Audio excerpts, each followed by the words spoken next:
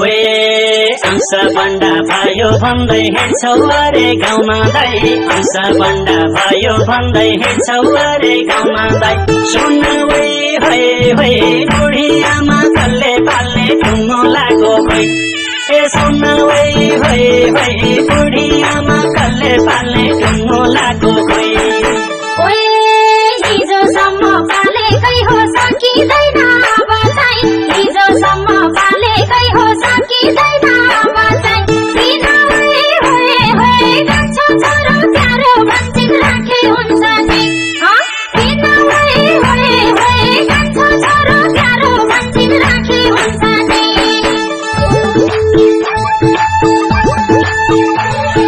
ओए गाउँको जेठा बन्डा लायो जुनी पनि नराखी गाउँको जेठा बन्डा लायो जुनी पनि नराखी सुन ओए अहिले आमा पछ्याउनलाई घर शौचालय ए सुन ओए अहिले आमा पछ्याउनलाई घर शौचालय ओए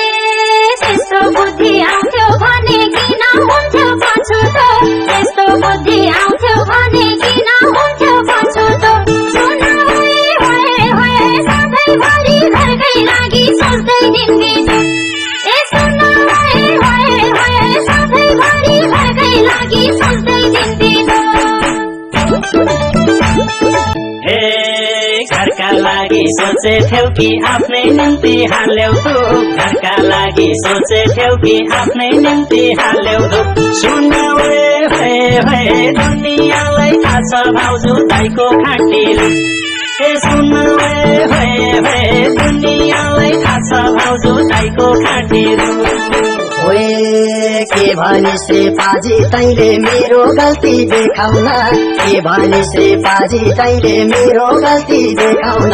सुनको ओए कति दुःख गरे मैले यो घर टेकाउन के सुनको ओए कति दुःख गरे मैले यो घर टेकाउन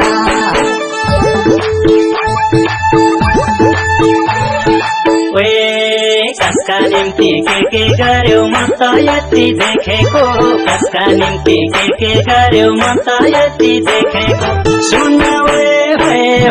तिमीले लाको ऋण तिर्नलाई खेतै बेचेको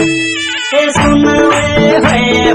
तिमीले लाको ऋण तिर्नलाई खेतै बेचेको ओए